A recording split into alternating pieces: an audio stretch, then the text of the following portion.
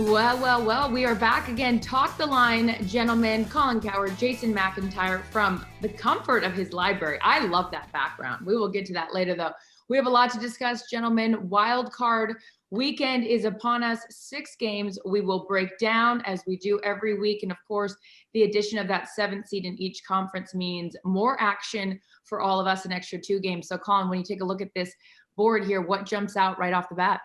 Well, I don't think the Seahawks offense is good enough right now to give 4.5 points to anybody. So I thought John Wolford moves the pocket. I think the Rams defense is excellent. The Rams getting 4.5. They just lost to Seattle. So, I mean, that's a division game. It's going to be low scoring. It's a field goal game. So the Rams getting 4.5. Wolford can move. He made some throws. Do you get Cooper Kupp back? I don't know. I like the Rams in that spot at that number. Okay. Do you even get Jared Goff back, right? I mean, conversations about maybe he tries to return. So that's an interesting one, and we'll break that down further. Jace, when you take a look at this right off the bat, what do you see?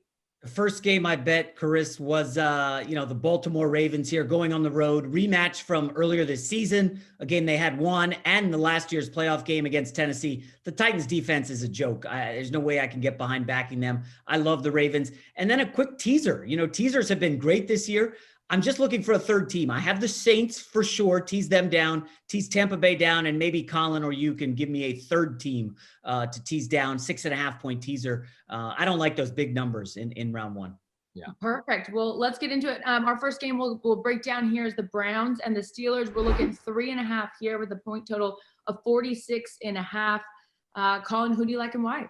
I like Pittsburgh minus 3.5. I think it's a tough spot for Cleveland. Big Ben comes in rested. TJ Watt rested. They're 2 most important players. I think Baker Mayfield, when forced to throw quickly, makes mistakes. The fact that Cleveland struggled and they've 4 of the top 6 Steelers were out. I like a veteran coach over a rookie head coach. I like Ben over Baker. I would take Pittsburgh here. Yeah, 100% agreement. The stat you're going to hear all week, everybody, is quarterbacks making their first playoff start in the wild card round. They've been atrocious. The bright lights. This game is going to be Sunday night. Quarterbacks making their first start in the wild card round, 9-30 straight up since 2002, 11-28 against the spread. And we saw Baker earlier this year totally vomit all over himself against the Steelers, pick 6 early. It was a destruction. This is just a tall order. Listen, the Browns have had a phenomenal season, and it's all going to fall apart here. They did, by the way, lose Olivier Vernon, who's second on their team in sacks. He had 9. He's out for the season, tore his Achilles over the weekend, and it's basically going to be Myles Garrett against the world. Browns defense is beat up. I'm with Colin here. Steelers for sure. Throwing up all over yourself. Have you ever had that happen? Don't answer that. Not recently. New Year's Eve, 14 years ago. Yeah. No. Oh my God. I wish I got an invite to that one. Here's an invite to the Ravens Titans, a rematch of the divisional matchup. In this one, you mentioned, Jace, you're looking at this game. I can't wait to watch this as everybody else can. We're looking at 5 here with a point total of 54. Colin, who do you like and why? I like the over. I like Baltimore. I love people telling me Lamar Jackson can't throw as he has a career passer rating over 100. They have the best point differential in the NFL. What does that mean? They're wildly explosive against a defense without a pass rush, struggles in the secondary. So I see a shootout. I was kind of surprised at the total. I see scores in the 30s here, and I like Jason. I like Baltimore a lot.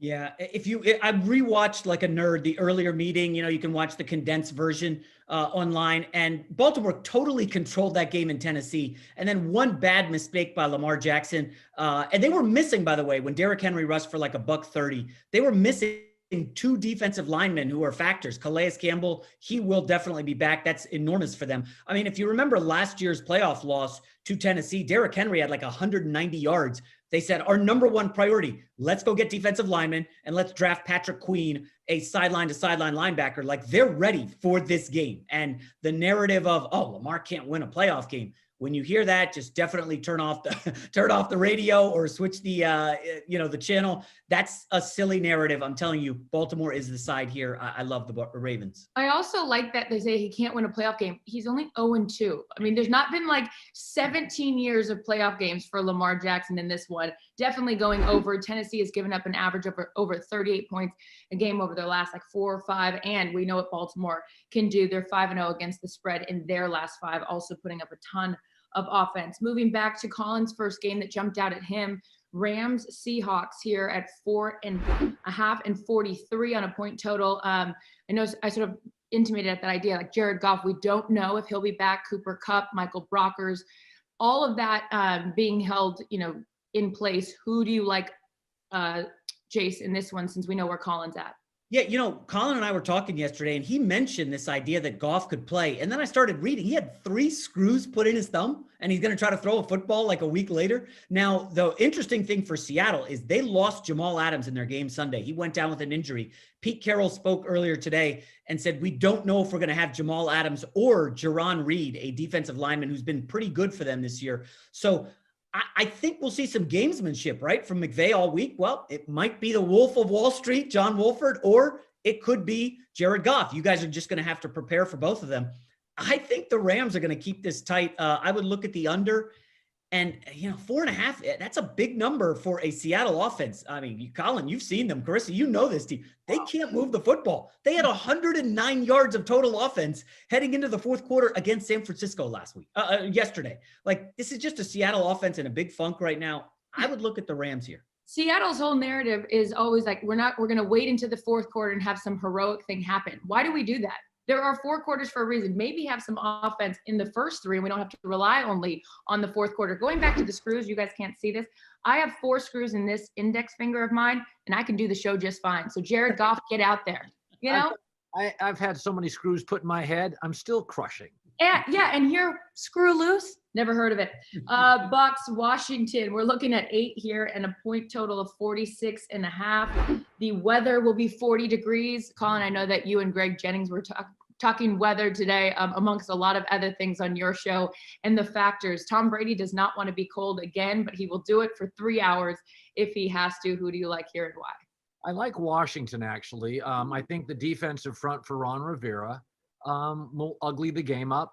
I think Tampa takes a lot of chances defensively and occasionally gets burned, and Alex Smith can read a defense. And I like Washington's offensive pieces. So I like the 8. I think Tampa wins, but I think it's, the pressure is all on Tampa. It is total house money for Washington. And I've got a really good defensive front. The running game for Tampa is really hot and cold. I think this is pretty tasty. I like the Washington football team's number here. Yeah. Wow. Colin, spot on. I'm with you. When people look at this, they're going to say, oh, Tom Brady.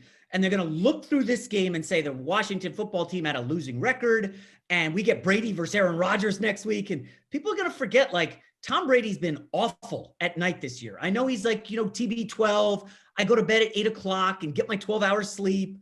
Tom Brady 1-3 against the spread.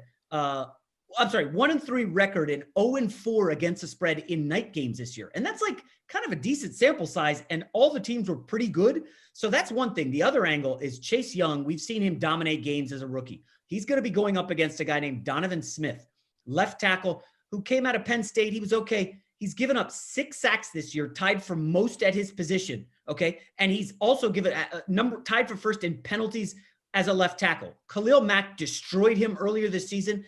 I think Chase Young could have a field day getting to Brady around Donovan Smith. And we don't know about Mike Evans, the great Tampa Bay receiver who looked like he injured his leg. We just heard Devin White, the good cover linebacker from Tampa. He's going to be out this week. I definitely think Washington getting 8 points here is a smart play. I love it. All right. Colts Bills is our next game. We're looking at Buffalo 6.5 with 52.5 point total. Colin? Well, Buffalo's the best team in the NFL. I think Indianapolis, between their running game and their defense and their coaching, can keep it close for a while. I think Buffalo is significantly better than Kansas City this morning. So I like Buffalo here. I think Phillip Rivers, these older quarterbacks are fine, but as the year progresses, Drew Brees, it gets a little harder. It's more snaps, the arm fatigue. I thought Phillip looked really old yesterday. They're pretty good. The Colts are pretty good on the script. If you like the Colts, bet them in the first half. Mm-hmm. They're pretty good on script. But boy, when you ask Phillip Rivers to do something off script and be dynamic, that offense does not bring a lot to the table. And if they're not running the football, they're not doing anything through the air. So I wouldn't, 6.5 is a big number against a really well-coached, good defense, good O-line, but Buffalo would probably be the play here. Yeah, I like Buffalo as a teaser leg. Colin, I know you know the Colts well, and that front office is smart. They've got a great defensive coordinator in Eberflus. I do believe they can muck this game up enough with Jonathan Taylor, the kid out of Wisconsin. He's been on fire right now. He ended the season. I think he had like 200 plus yards rushing yesterday. Buffalo can be had on the ground. I think Indianapolis can make this interesting. And Charissa, I know you're always looking for an edge in the prop market. Keep an eye on the Indianapolis tight ends. Buffalo, very susceptible against tight ends this year. 4th most receptions allowed, 4th most TDs allowed. I think Indianapolis, which loves Doyle and Mo Alley Cox, you toss in a little Trey Burton here and there. I think those guys will have success against the middle of that Buffalo defense. I like Buffalo in a close one. Oh, I like Buffalo going off. You're telling me this is their first playoff game since 1996 at home, 1995, depending on how you want to look at the season, however you want to do that. But at home, and that Bills Mafia and being fired up, not to mention, we know Indianapolis plays in a dome. It's going to be cold, 29 degrees. I like Buffalo big in this one. Bears Saints is our next game. We're going back inside a dome here. Saints 9, 44.5. Again, we have to look at COVID protocols. Can Alvin Kamara be back? Can those other running backs be back? This game is on Sunday, so that gives them an extra day. Who do you like here, Colin, and why? I think the number's about right. I like the over. Chicago can only win this game one way. It's got to be low scoring. David Montgomery, ball control. I think the Saints have the best roster in the NFL. I think there are some limitations over the top, but Emmanuel Sanders yesterday had 9 catches. Ty Montgomery, here, you get it, 100 yards. I think they're so talented. Mickey Loomis is the most underrated executive in professional sports. They've had 5 straight great drafts. I love their roster. I think the number's about right. I mean, New Orleans is better. It's a matter of how much better. But the over, to me, is inviting because I think what happens is when New Orleans jumps on them, Chicago gets out of the running game, has to throw against the good Saints pass rush, and then it's over. Yeah, I think the over is the play. I would look at, the Saints as a teaser leg. I was looking at that earlier meeting they had this year outdoors in Chicago, and Nick Foles started, but Chicago kind of controlled that game for a little while, if not for a big lapse at the end of the first half where they let the Saints get back in the game. Bears might have won that one.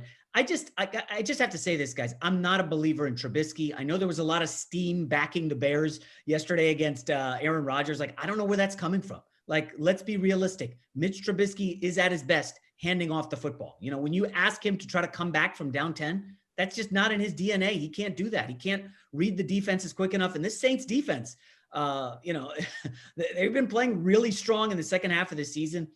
I like the under here, Colin. This feels, I would not be shocked by a 30-7 or something ugly like that. Oh, I love it. You guys appreciate the time. As always, wild card weekend. Here we go. We're off and running. This is Talk the Line. We will see you next time.